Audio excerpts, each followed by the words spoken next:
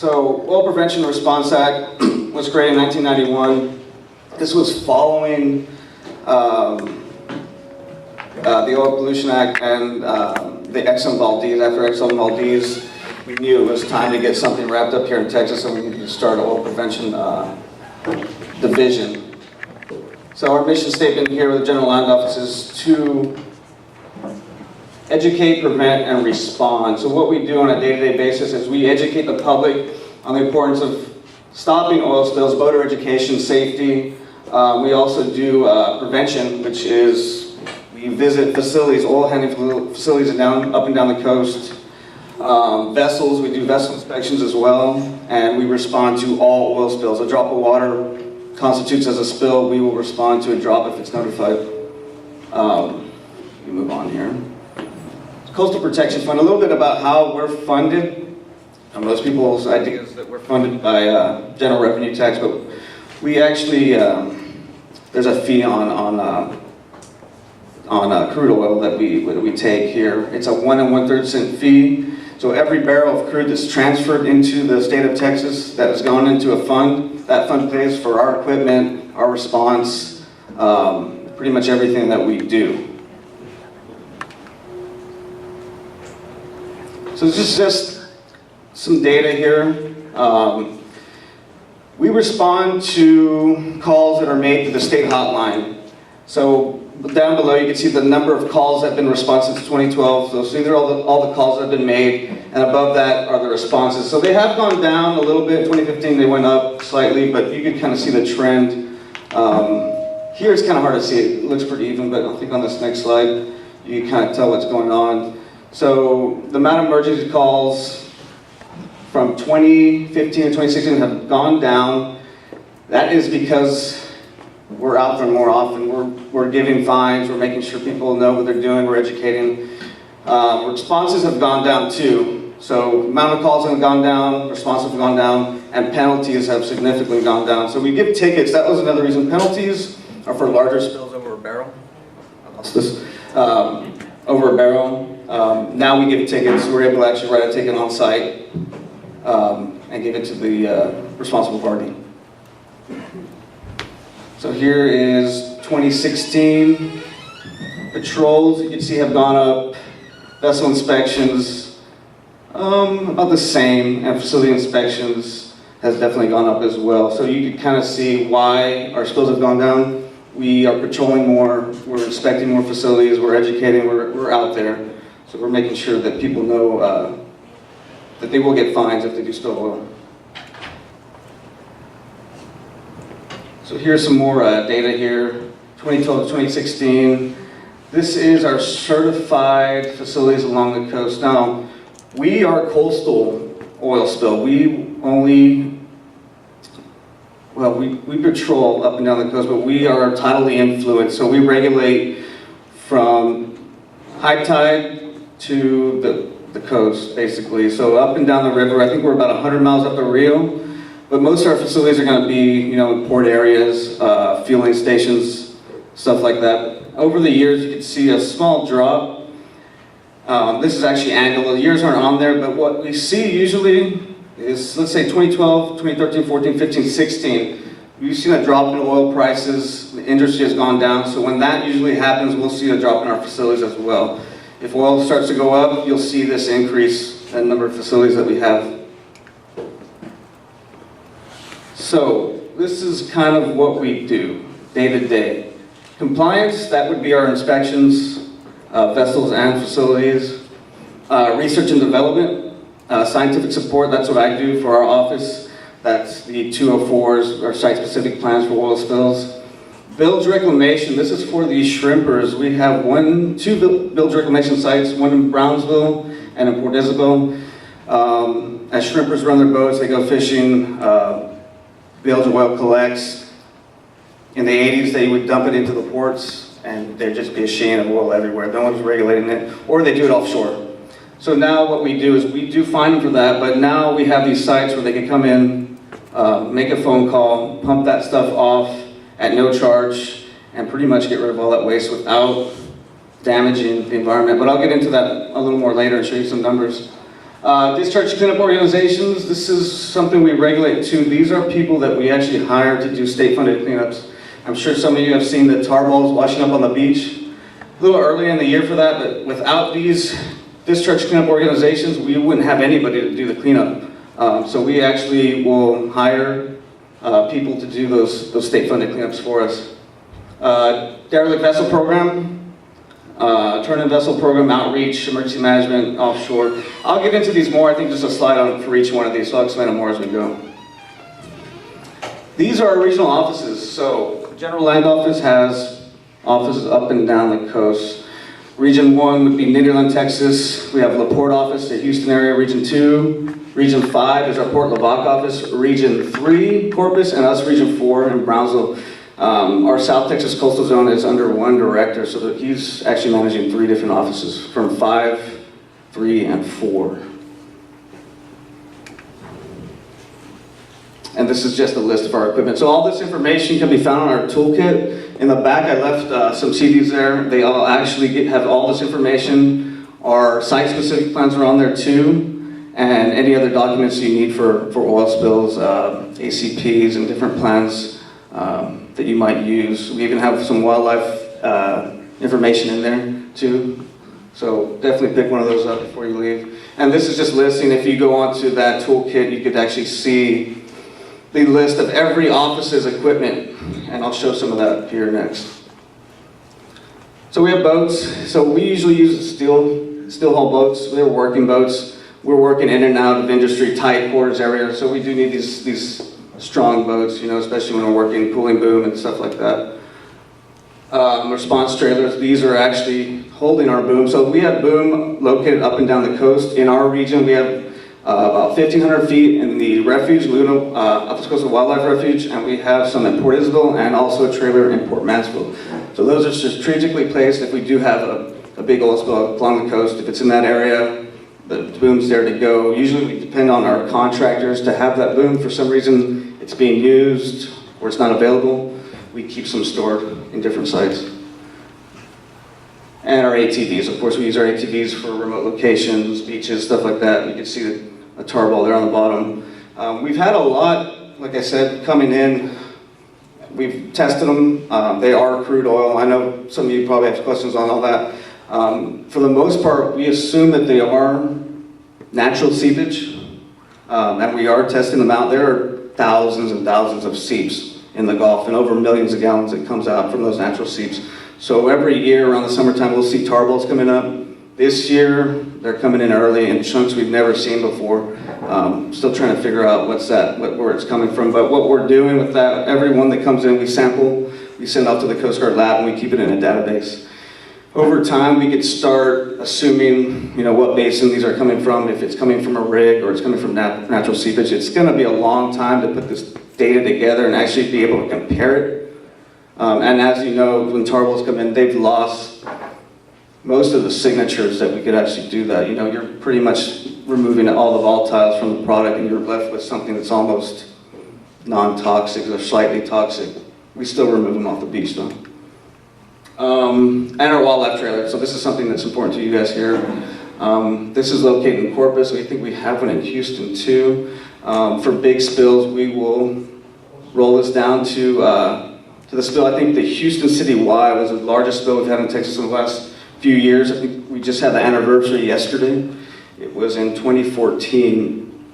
So we had this roll down there, recovering different birds and wildlife that was affected. I think most of the birds, I know we had some deaths, but most of them went into this trailer here and were cleaned up. And then our mobile command post. This is just any big spill, we'll go and roll this out. Communications, video, just somewhere to actually meet and have a meeting. So this is definitely important to have when we're out in these large spills for a few weeks at a time. And training. Now, typically, we're not the ones placing the boom on sunken ships or spills. We will have contracts to do that, but we are still trained in doing that. When we have a large spill, we are the supervisors, and we kind of oversee everything. So it is important for us to be able to do that. Another thing that we do is boat operations. We are all experts in boats, and we actually train other agencies and boat operations. I believe that is the Texas Guard, National Guard, that we're training, I think, in San Antonio area. So that's something we do. And then every year we actually do an oil spill academy where we all get together and kind of talk about past spills and experiences that we had, training. And then spills. This is, you know, the main part of our job. We respond to spills. And some of these pictures are from that Texas City while.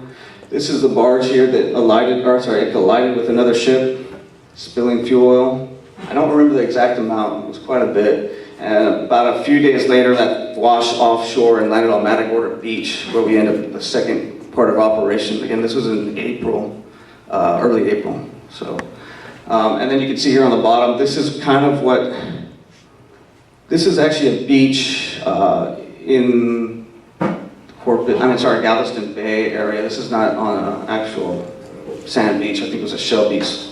But this is kind of what it looked like when it hits the beach. It lands on the surface over time. It could make it through there. So we try to get to it as fast as we can. It also showing boom and how its effectiveness on beaches do not work. You know, a lot of people want us to place boom on a beach, wave action, tide, stuff like that. It's just not going to work. If oil does happen to land on the beach, the best thing to do is just to clean up off the beach itself.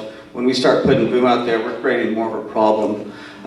Boom only works for currents that are under, I believe 1 knot. Anything over a knot, it's going to entrain, meaning the oil will rush under the boom and just pretty much bypass it. So there's only certain areas that boom's going to work. So whenever you see it offshore, most of the time we call it political boom. It's only there for show, you know. So knowing that, you know, it's good to know what it does and the science of it, because people want to see it out there. But we know, why are we going to waste, you know, boom in this area when we could be protecting another area? So it's good to know how that stuff works. Again, tar on the top, you can see a bunch of goose barnacles on the tar up there. That's been floating in the Gulf probably for years. Eventually it'll make it onto the beach. There's no responsible party, so we'll take it upon ourselves, or the Coast Guard will, to get that stuff cleaned up. Drills. So part of our prevention is doing these large drills.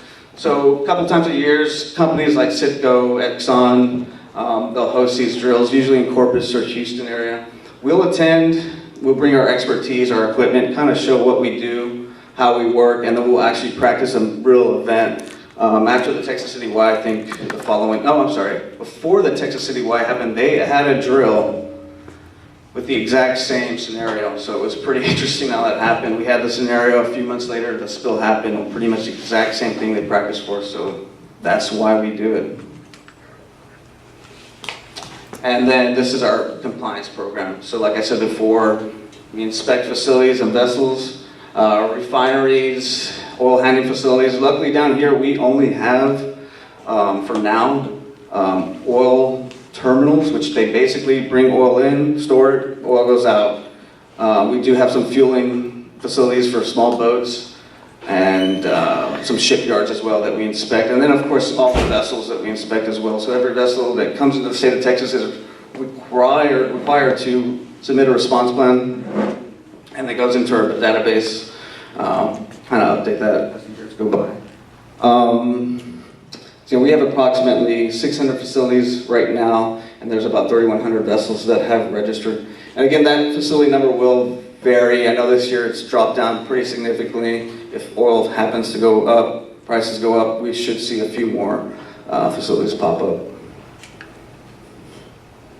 Research and development. So we dedicate about $1.5 million a year for research and development. So this could be, I know here it's talking about more of alternative methods for moving oil, but this could be for anything. And I'm looking for people actually right now from our local university. This could be for our site-specific plans, doing some hydrological work to see what type of currents we have in a certain bay system, like South Bay, for instance. I'm trying to update the South Bay plan. So what I'm trying to do is get someone that could do the hydrological data, tell us what the currents are doing. Then we could actually place boom at the right angles to prevent oil from entering South Bay, which is a coastal preserve. So definitely, if you have any info or you have any ideas, bring them to us. I think I have some cards in the back as well. And scientific support. So for our area, I am the local scientific scientific supports coordinator. We have one for every region, and then we report back to the state scientific supporter coordinator in Austin, which is Steve Bouchane. So this is kind of showing just some of the stuff that he does. The main two things is the tabs buoys, sorry. So these are placed out there along the Texas coast. I believe there's 4, I'm not sure, we'll have a map right here. So these are just reading currents, temperatures. Using these buoys, when we have a spill offshore from a rig, from a vessel, we could put this into a program to find the trajectory of where it's going to go. So we're kind of still guessing, but using these trajectories, we use a trajectory called GNOME, which is out of the, I think it's out of NOAA, developed it. We could kind of see what that oil's doing, where it's going to go, how it's going to act in the environment. So those are pretty cool, they work very well. And then of course a toolkit that I talked about as well. These come out every year. Online, we update these constantly, and then we'll have a hard copy every 2 years that come out. So the one that you see in the back is 2015, but it pretty much has all the information in it. If you want the updated version, it's going to be online on our website. And here are the build recommendations for these. This is the one on the right, the left is ours in Port Isabel. So basically the shrimpers will come up, call the nav district, they'll send a guy out there, start the pumps, and pump that oil right in there. We've collected over 2 million gallons to date since the program has started. So like I said, in the 80s, maybe even the early 90s, these shrimpers would just pump that bilge right off. It'd just be there in the marina sitting there, no one would do anything about it. So having these systems in place, we prevented a lot of oil from getting in the water. And then we pay for the disposal. Anytime when the tanks get full, we'll pay for the disposal. Before, we were actually able to have the companies come in free and just remove it. Now that oil's gone down, this waste isn't worth anything, so we're actually having to pay for this, but it's still at a low cost versus getting it off the water. And our district cleanup organization. So right now we have 33 along the coast. Down here, certified, we have 2, 3 soon.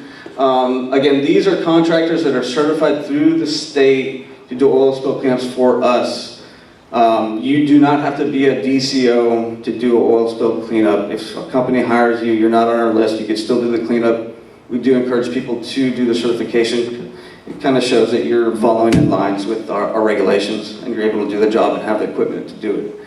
So down here, our DCOs are contractors as well. You know, down here our industry is a little smaller than Houston and Corpus, so they do dual jobs. Most of them are do contract work on the side, construction, stuff like that, and then they'll do the cleanups as well. In Houston, Corpus, you'll find companies like Miller, Gardner, all they do is oil spill prevention and cleanup. Derelict vessel program. So this is something neat going on. Definitely, if you're from the local area, Port Isabel, for instance, is a real problem area. You guys seen it before. People buy boats. They cost a lot of money.